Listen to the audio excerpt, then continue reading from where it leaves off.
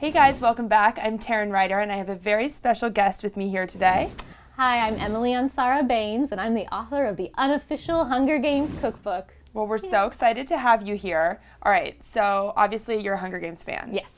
What scene are you most looking forward to when it hits the big screen in March? I am very excited to see the scene that's sort of a flashback when Peeta gives her the burnt bread and that's her memory of him. Right. I want to see if the bread looks like the bread I came up with. And I think that says so much about who he is. And it's sort of when we are reading the books, we first get a really good sense of what a great guy Peeta is. I'm a big Peeta fan. Okay, well let's start from the beginning. What sort of bread did you come up with? Well, I came up with about 12 different breads. There's 100 different ones. There's like the hearty raisin oat nut bread that she talks about eating a lot. Right. And there's French baguettes and then other ones that I just had fun with that I thought most bakers would have in their repertoire. So obviously we have no way of knowing just yet, but let's just try and throw out some predictions. When do you think we're going to get the flashback?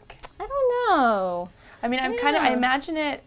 I feel like there's going to be so much happening at the reaping when she's called that they can't really just throw a flashback in right there because we're going to be so emotionally invested. Maybe when they're finally alone together, maybe on the train. That's what I'm thinking. Yeah, when they're alone together. Train. I'm thinking because that way, I mean, it's mostly just traveling somewhere, so they're gonna, looking out on the scenery, and then we'll get a look, I think, at what the whole town, not just their town, but like everywhere, the whole Panem looks like, everything, which would be cool because I want to know what the rest of the country is looking like in this dystopian universe. So one thing I'm going to be curious, as you said, to see what the different districts look like. Even just how the bread differs when Katniss gets the bread that was originally meant for Rue from District 11. So what I'm most excited to see, actually, and it's a few books later, but it's the seaweed bread that that one of the districts has, because in America there's not a lot of seaweed bread. We don't eat a lot of seaweed, so I had to go and look into China and Japan and try out more countries that involve seaweed more in their cuisine. Did you find when trying to come up with the recipes that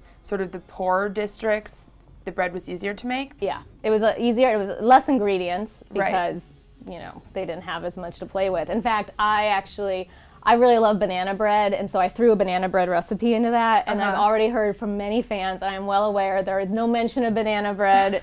They don't have it, I know, but she knows people, she just wanted to do it. I'm very sorry, but I swear by this bread, it's delicious, so try it out. But so sometimes I would just sort of hope that maybe someone would get rich and find bananas or something, but it was but they were also heartier and actually healthier.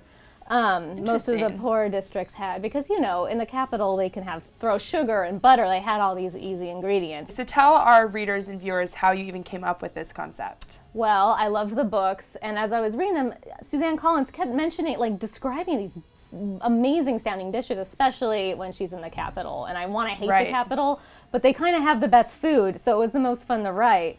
It was harder to do the poorer districts. That was more research intense. Well, the capital, everything just sounded so good. And there's that moment when Katniss and Peeta are in the cave, and the capital brings them that very decadent feast. Oh, it's so good. Do you have any of those recipes? Oh yeah, here? I had the most fun with their feast, and then in book 2, the banquet in their honor.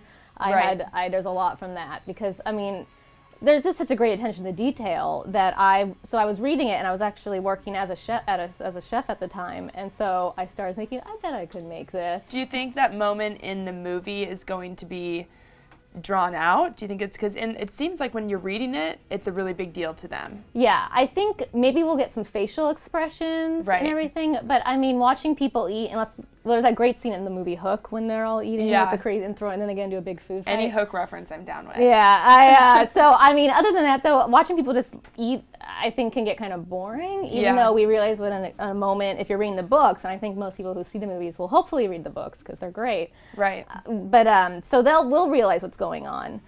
But I don't think they're going to want to spend too long, except for maybe to show the opulence. Well, thank you so much for coming by. My pleasure. It was such a pleasure. So tell all of our readers and viewers where they can find you. Oh, I am on Twitter at Literary Queen. One word.